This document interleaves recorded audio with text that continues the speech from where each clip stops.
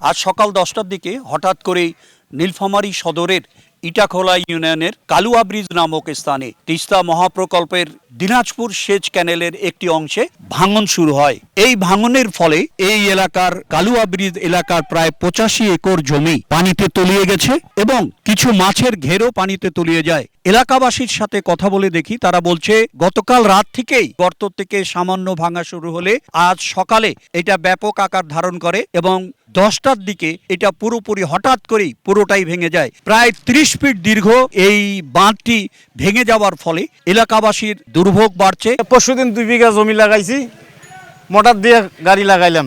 এখন সকালবেলা আসি দেখি ক্যালেন ভাঙ্গা, মনে করেন যে ধান আমার সব শেষ হয়ে গেল। তারপরেও আমরা এলাকা ভিত্তিক যেগুলো লোক ছিলাম চেষ্টা করছিলাম যে খালটা মন্দার জন্য, কিন্তু খাল তো আমরা মন্দির পারি নাই, আর এখনও ক্যালেনের লোকও আসলো না।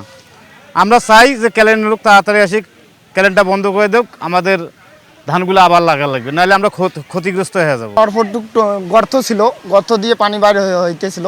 আমরা কিন্তু চাইছিলাম এলাকা ভিত্তিক এই যে গর্ত মঞ্জানোর জন্য, গাছের ঠেল ঠুল দিয়ে মঞ্জানোর জন্য গিয়েছিলাম। দেখতেছি ওখানে থাকা যাচ্ছে না, যে স্রোত মানে আমরা পড়লে তাই ওখান থেকে মানে বাইরে হয়ে যাব, সেরকম অল্পটুকের মধ্যে এটা গর্তটা বড় হয়েছিল।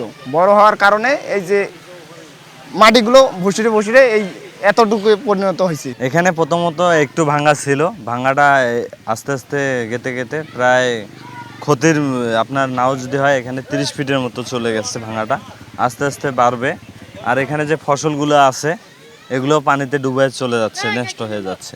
এই মুহূর্তে আমরা দেখছি এখানে পানি উন্নয়ন বোর্ডের যারা কর্মচারী আছে তারা এসে এখানে বস্তা পানিতে ফেলে, বাঁধে ফেলে তারা এটিকে রক্ষা করার চেষ্টা করছে। ক্যানেলের একটা অংশ থেকে গর্তের মতো সৃষ্টি হয়ে নালা আকারে পানিটা যাচ্ছে।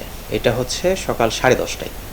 তো তারপরে আমাদের যারা সংশ্লিষ্ট এসডি এবং অন্যান্য কর্মকর্তা ছিল তাদেরকে আমরা অবহিত করি, এবং যারা হচ্ছে আমাদের গেটম্যান ছিলেন, যে যারা আমাদের পানিগুলা কন্ট্রোল করে, আমাদের সম্প্রসারণ দপ্তর, সেই দপ্তরকে অবহিত করলে তারা এই ক্যানেলের পানিগুলো মানে মেন ক্যানেল থেকে বের করার জন্য যে আমাদের স্কেপগুলো আছে সবগুলো স্কেপে ওনারা খুলে দেওয়ার ব্যবস্থা করে। ভাঙন যদি দ্রুত রোধ করা না হয় তাহলে দেখা যাবে যে আরো বিস্তীর্ণ কিছু এলাকা বা জমি পানিতে তলিয়ে যাওয়ার আশঙ্কা রয়েছে। শাকির হোসেন বাদল, সময় সংবাদ, নীলফামারী।